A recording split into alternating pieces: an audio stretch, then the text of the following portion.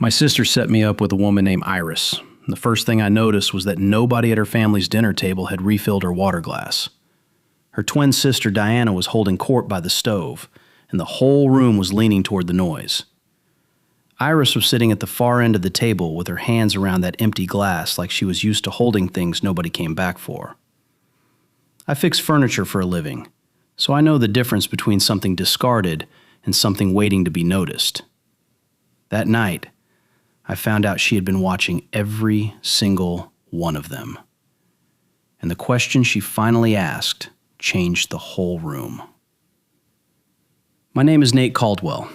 I'm 31 years old, and I run a furniture restoration shop on the edge of a small town about 20 minutes outside Asheville, North Carolina.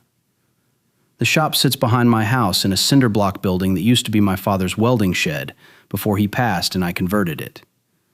The floor is concrete and always dusty, and there is a bench along the back wall where my father's vise still clamps things the way he left it. I work alone most days, sanding old wood, matching stain colors by eye, resetting joints that have come loose over decades of use. It is quiet work, the kind that lets a man think too much if he is not careful, and I have never been careful about that. I bought the business from my father's estate when I was 24, which is a gentle way of saying he died and left me the shed and the tools and nothing else except a house that still smelled like sawdust and the kind of silence that fills a place after someone stops walking through it. My mother had been gone since I was 16, so the house became mine in the way a shadow becomes yours when the sun moves. The work kept me busy, and the wood does not ask questions about how you are feeling. There was a woman once. Beth was her name, and we were engaged for about a year and a half, and she left because she said I was too quiet and too serious and too much like a piece of furniture she kept walking around. She was not cruel about it. She said it the way you explain why you are returning something that does not fit. And the worst part was, I understood. Because she was right. I have a sister named Lauren, who is 3 years older than me and lives in town with her husband Kevin. Lauren is the kind of person who cannot stand to see someone sitting alone at a party, and she has been trying to fix my solitude for about 6 years now. I love her for trying, even when it makes me feel like a project she has not finished yet. The Thursday before the dinner, Lauren called me while I was stripping varnish off a 1940s oak dresser, and she said, "I have someone I want you to meet." I told her I was not interested, and she said, "Her name is Iris. She works at the library with me. She's the quiet one, Nate. You'll like her." The way she said, "the quiet one," landed on me differently than she meant it. Lauren meant it as a selling point, the way you describe a house as cozy when you really mean small, the kind of description that sounds like a compliment but lands like a category. But I heard something else in it.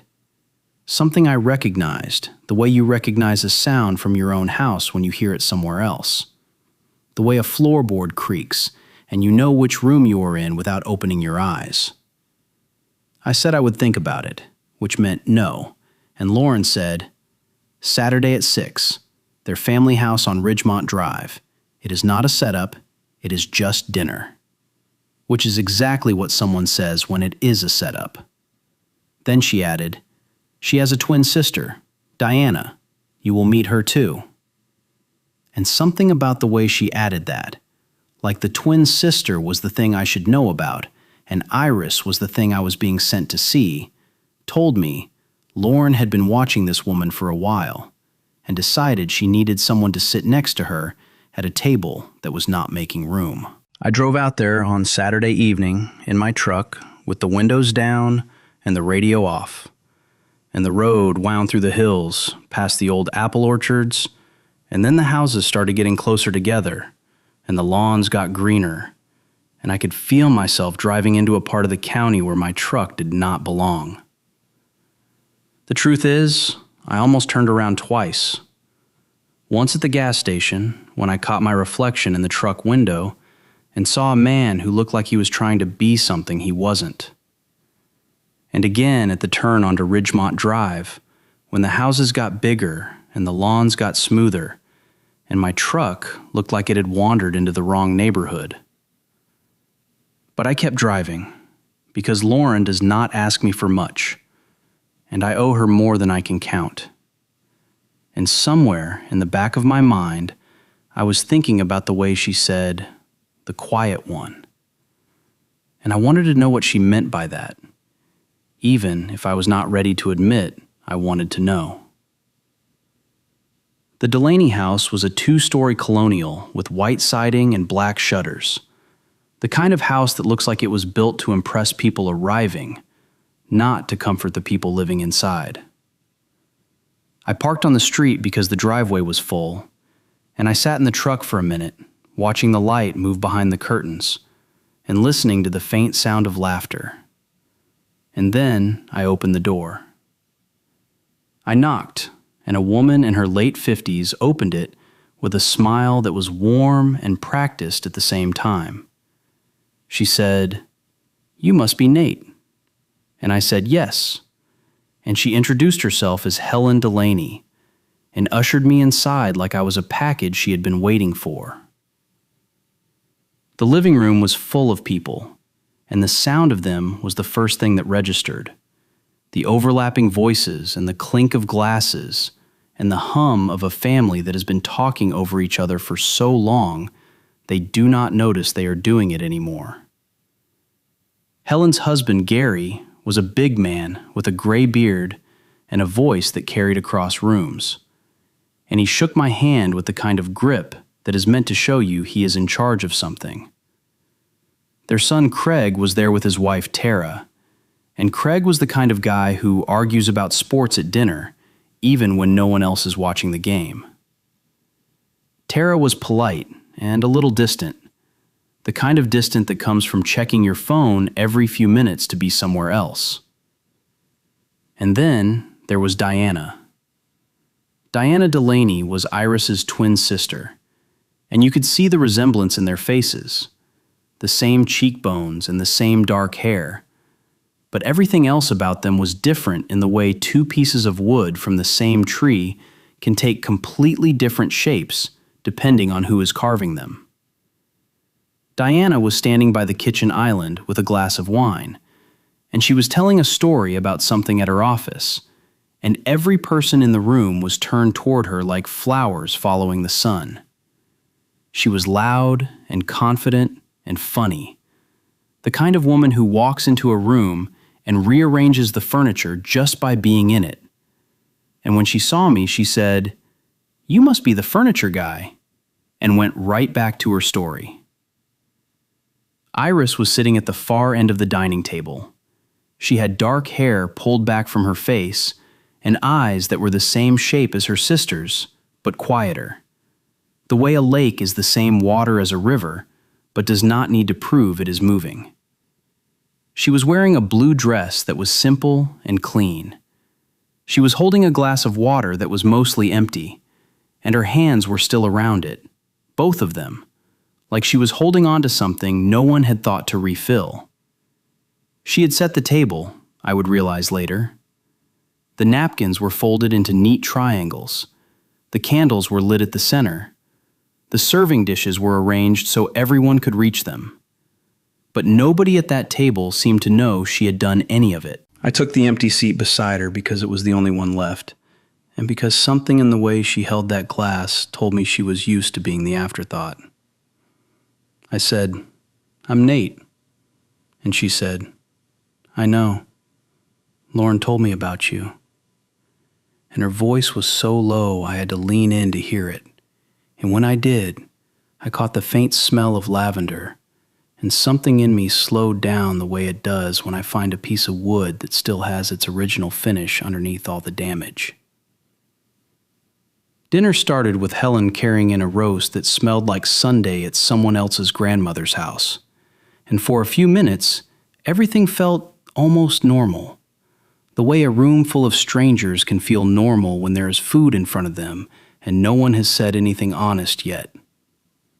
Gary told a story about a fishing trip that went wrong, and Diana topped it with a story about a client meeting that went worse, and Craig argued with his father about the fish while Tara checked her phone under the table.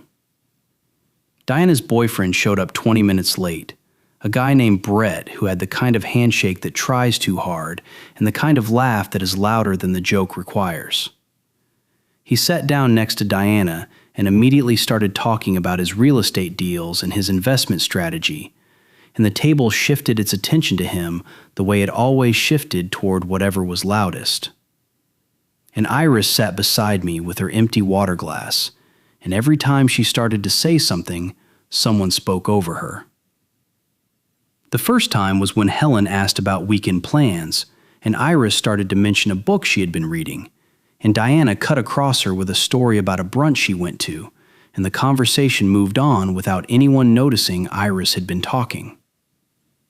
The second time was when Gary asked if anyone had seen the news about the storm damage in the next county, and Iris started to say something about the library's fundraiser for displaced families, and Craig launched into an argument about FEMA funding before she could finish her sentence. The third time was when Tara, looking up from her phone for once, asked Iris how the new catalog system was going, and Diana answered for her, saying, "It's just a database, Tara, nothing exciting." And Iris's fingers tightened on her fork for just a second, and then let go. I counted all three. I counted them because I have been that person at a table, the one who starts a sentence and watches it dissolve into someone else's noise, and I know how many times it takes before you stop starting sentences altogether. The salad was dressed with something that tasted homemade, vinaigrette with a little honey and mustard, and when Helen asked who made it, Diana said, "I did. Mom's recipe." And Iris did not correct her. Iris just picked up her fork and kept eating, and the only sign that anything had shifted was the way her jaw set for a moment, the kind of small tightening you would miss if you were not looking for it. And I was looking for it. I was not sure yet why I was looking. I only knew that the quiet around Iris was not the quiet of someone with nothing to say. It was the quiet of someone who had stopped expecting anyone to listen. Between the main course and dessert, while Helen was clearing plates and Gary was pouring more wine, Iris turned to me and asked, "What is the oldest piece you have ever brought back?" It was not the question I expected. Everyone else at that table had asked me what I do for a living, and when I told them I restore furniture, they nodded politely and moved on. But Iris asked about the oldest piece, and she leaned in a little when she said it, and her eyes were focused on me in a way that nobody else's had been all night, and I realized she was asking because she actually wanted to know. I told her about a writing desk I found in a barn outside Canton about 3 years ago. The farmer's wife had died, and he was selling everything, and the desk was in the back corner under a tarp, and it looked like it had been through a war. Water damage on the left side, one leg broken at the knee joint, the finish completely gone. But when I got it back to the shop and started cleaning it up, I found a hidden drawer behind the pigeonholes. And inside the drawer there was a letter, dated 1923, from a woman to her sister, talking about moving to the city and starting over. The desk had held that letter for almost 100 years, and nobody had known it was there. Iris was listening the way someone listens when they are not thinking about what they are going to say next.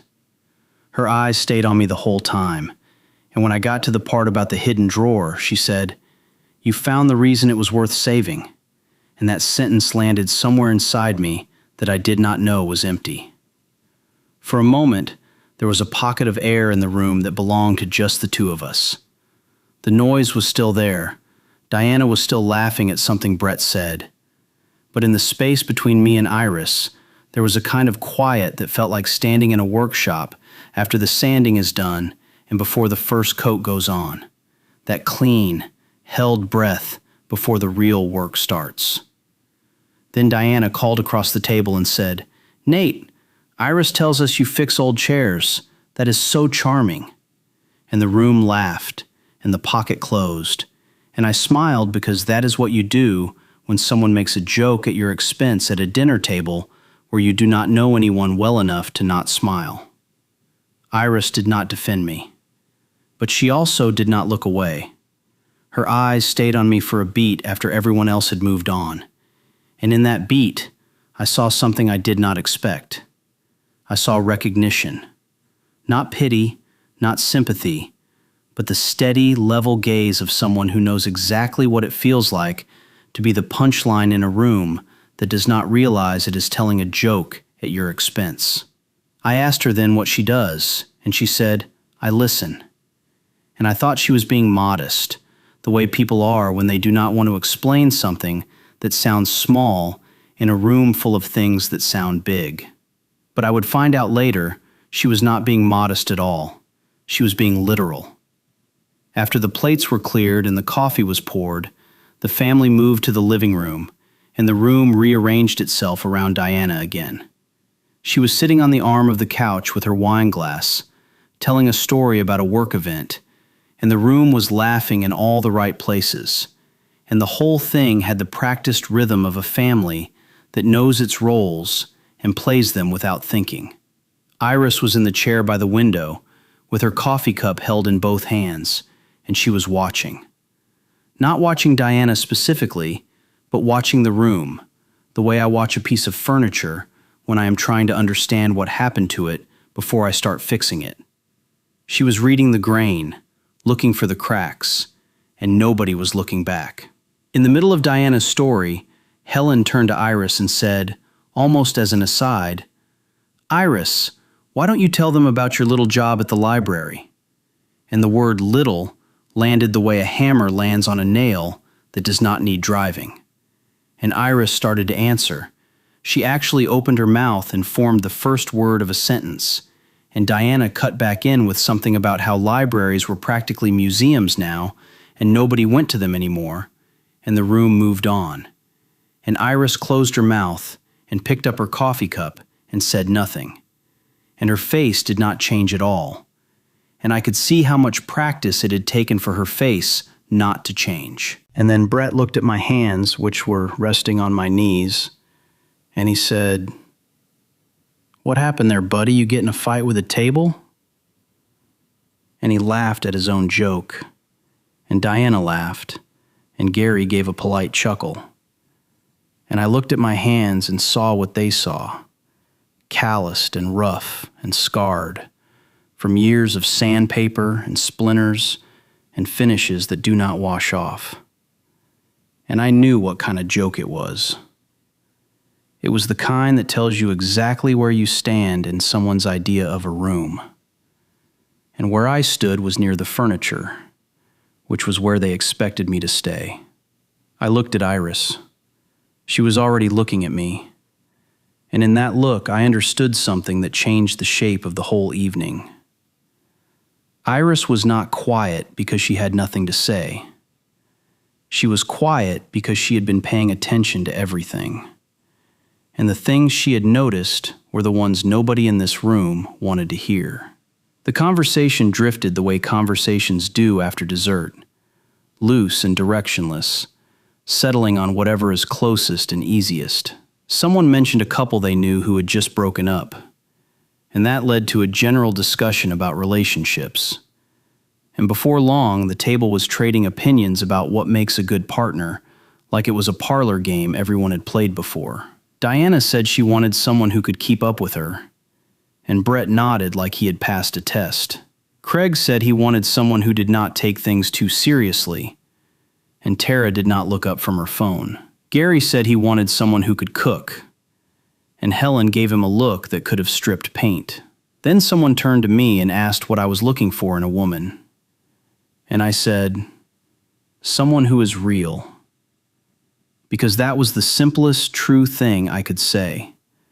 And the words came out before I could shape them into something safer. Diana laughed and said, "Oh, so you want someone boring?"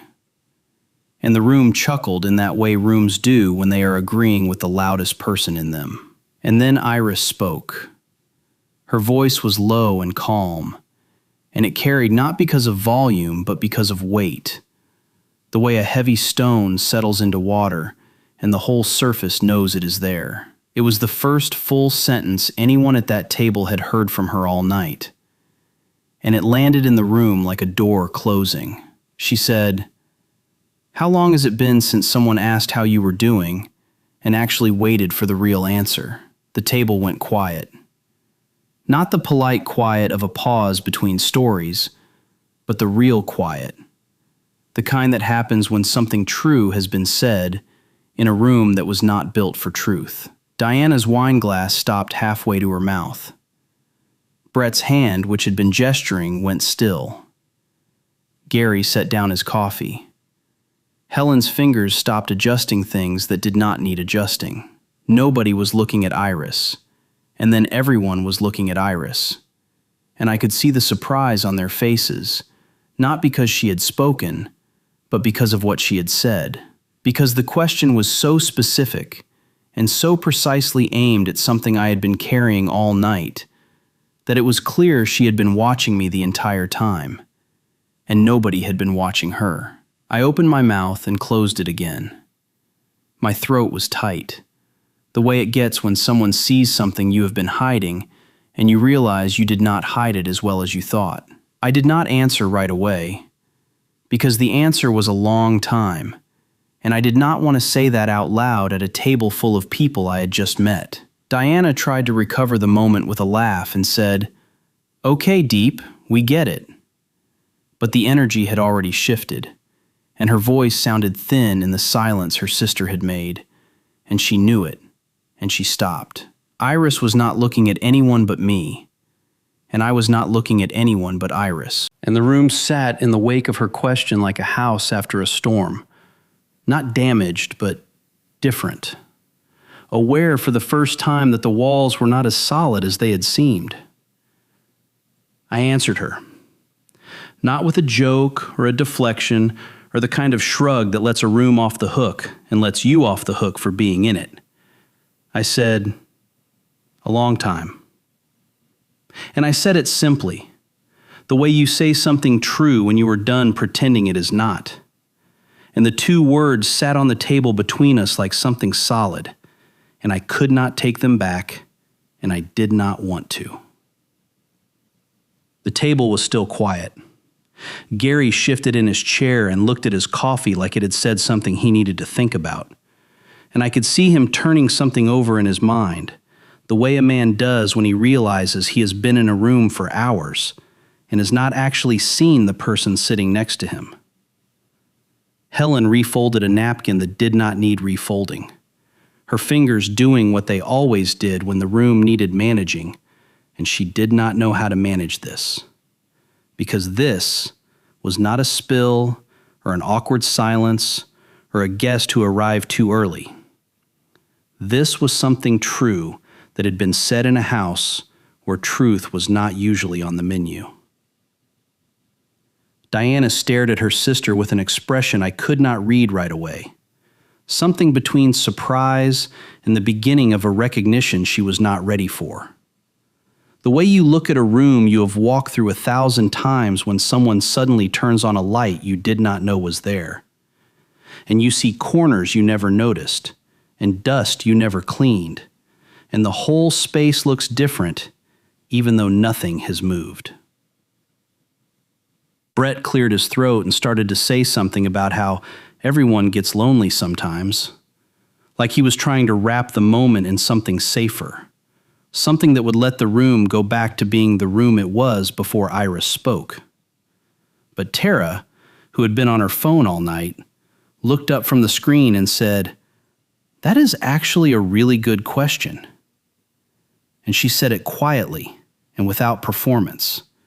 And the room realized it was not just about me, that the question had been aimed at Nate Caldwell, but the answer lived in that whole room, and every person sitting in it had been asking the wrong questions, or no questions at all, for a very long time. Craig, who had been quiet since the library comment, leaned forward and looked at his sister with something I had not seen on his face all evening. Something that looked like the kind of attention you give a thing you have been looking at for years and are finally seeing. And he asked, almost gently, "Why did you ask him that, Iris?" Iris set her coffee cup down on the table and looked at her brother. And then she looked around the room at every single one of them. And when she spoke again, her voice was the same low, steady sound it had been the first time. But there was something in it now that had not been there before. A firmness. Like the moment a board you have been clamping finally holds, and you know the joint is set, and it is not coming apart again. She said, "Because he walked in here tonight carrying something, and nobody at this table has asked him about it. They asked what he does for a living. They asked if he is seeing anyone. They asked him to perform for the room, but nobody asked how he is." She paused, and in that pause, the whole table felt it. The weight of what she was saying, and the fact that it applied to more than just me. The fact that it applied to every person in that room, and every conversation they had ever had in it, and every dinner they had ever sat through, where the real questions went unasked, because asking them would have meant admitting that the surface was not the same as the depth. That is the only question that matters, and we all forgot to ask it. The silence that followed was different from the first one. The first silence was shock. This one had guilt in it, and it had something else too. Something that might have been the beginning of repair. The way a crack in a joint is not the end of a piece of furniture, but the start of the work that will make it hold again. I watched Helen's hand find Gary's on the arm of the couch, and I watched Gary squeeze it. And I watched Craig look down at his own hands, like he was seeing them for the first time. I watched Diana's face soften into something I had not seen all night. Something that looked like the beginning of understanding that her sister was not the background character in this family's story. That the quiet one had been the one holding the whole thing together while the rest of them were busy being heard. And I looked at Iris, and for the first time that evening, I did not see a quiet woman at the edge of a loud family. I saw the person at that table who had been holding every single one of them together without anyone noticing, the way the hidden joint holds a chair together while the visible parts get all the attention. I saw the folded napkins, the arranged serving dishes, the lit candles, the salad dressing she had made and let Diana claim without a word of protest. And I realized that Iris had not let Diana claim it because she was too shy to speak up. She had let Diana claim it because she knew that fighting for credit at a table like this would cost more than the credit was worth. And she chose to spend her energy on things that mattered more, like watching and listening and remembering who everyone in that room actually was underneath the stories they were telling about themselves. I saw the way she had asked me about the oldest piece I had restored, not because it was polite conversation, but because she wanted to know what I found worth saving. Because she wanted to know if I saw the world the way she did. I saw the way she had watched the room all night, not with judgment, but with attention. The kind of attention that comes from someone who knows what it costs to be overlooked, and has decided that no one else should have to pay that price if she can help it. Iris's silence was not absence. It was attention. And I had walked into that house thinking I was the only one who knew what it felt like to be the furniture in a room. And I had been wrong. Because Iris had been doing the same thing all night. Except she had been paying attention while the rest of us were keeping our heads down. And she had been carrying what she saw. And she had finally set it down, and the whole room had felt the weight of it. The dinner wound down the way a long day winds down, slowly, and with a lot of people not looking directly at the thing that hurt.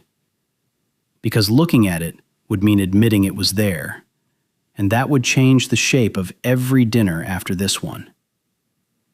Helen busied herself with dishes, and the sink ran and the plates clinked, and the sounds were the sounds of a house trying to get back to normal.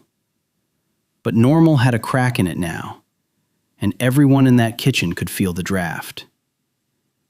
Gary found a reason to go check something in the garage, and I could see him standing out there through the window, not checking anything, just standing with his hands in his pockets, thinking. Craig and Tara left early, and Craig shook Iris's hand on the way out, which he had not done when he arrived.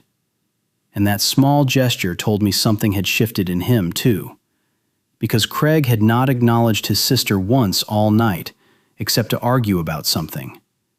And now he was shaking her hand and holding it a beat longer than he needed to. And his eyes were steady, and his voice was quiet when he said, "Good night, Iris." And it sounded like the first honest thing he had said all evening. Diana and Brett retreated to the kitchen, and Diana put her arm around her sister's shoulder for a moment, and Iris leaned into it. And I could not tell if it was a habit or something new, but either way it looked like the kind of gesture that comes from someone who has just realized they have been standing too far away from someone for too long. I found myself standing on the back porch looking at the dark yard, and the night was cool the way late spring nights in the mountains are cool. The kind of cold that does not bite, but reminds you it is there. And the air smelled like cut grass and the last of the day's warmth coming off the stones. The yard sloped down toward a line of trees, and somewhere in those trees a frog was singing, and the sound of it was the most honest thing I had heard all night. Because the frog was not performing, and the frog was not competing, and the frog was just being a frog in the dark. And there was something about that simplicity that made me feel like I could breathe again. The screen door opened behind me, and Iris stepped out, and she did not say anything for a moment. She just stood next to me, close enough that I could feel the warmth of her, far enough that she was not crowding me. The way you stand next to someone when you want to be near them, but do not want to make it a statement. And the porch was wide enough for both of us, and the night was quiet enough that I could hear her breathing, and the sound of it was slow and steady, like someone who had finally set down something heavy. Then she said, "You did not have to answer that. I am sorry if I put you on the spot." I shook my head. "You did not put me on the spot. You put me somewhere I have not been in a long time." She looked at me then, and in the low light from the kitchen window, I could see her eyes clearly for the first time that night. And I saw something in them that I recognized the way you recognize a piece of wood that has the same grain as something you have restored, the same pattern, the same story underneath the surface. It was relief. The specific relief of being seen after a long time of being looked through. And I knew that relief because I was feeling it too. And we were standing in it together. And it was the first thing that had felt real all night. I asked her the same question she had asked me. "How long has it been since someone asked how you were doing and waited for the real answer?" She smiled, and it was small and real, not performed for a room, not aimed at a table, just hers. The kind of smile that comes from someone who has just been given a thing they did not know they needed. "Longer than I want to admit," she said. The night air was cold on my arms, and I took off my jacket and handed it to her without thinking about it. The way you hand someone something when you want them to be warm and you do not care if you are not. And this is the part of the story where someone usually says something about how the jacket was too big or how she looked wearing it. But I am not going to do that, because that is not what mattered about the jacket. What mattered is that she took it and put it on.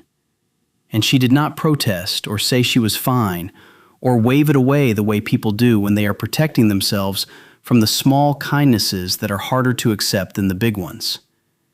And something about the way she accepted it told me that Iris Delaney did not take things she did not need. And she needed this. And she was not going to pretend she did not. We stood there for a while longer, not talking, just being in the same quiet. And the quiet was different from the quiet at the dinner table. The way the quiet in a workshop after you finish a piece is different from the quiet of an empty house. One is full and one is empty. and they sound the same from the outside, but from the inside they are as different as breathing and holding your breath. And the quiet on that porch was the full kind. The kind that comes from two people who do not need to fill the space with words, because the space is already full of something that words would only make smaller.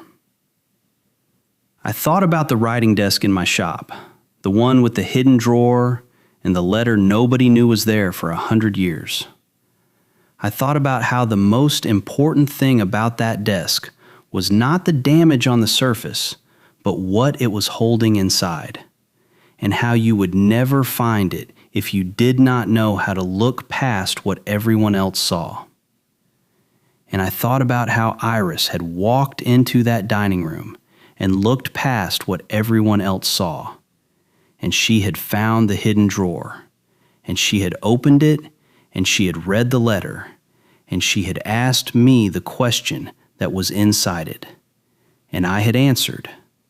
And now we were standing on a porch in the dark, and I could hear a frog and feel the cold and smell the grass, and everything was simple and honest and real in a way that the house behind us had not been.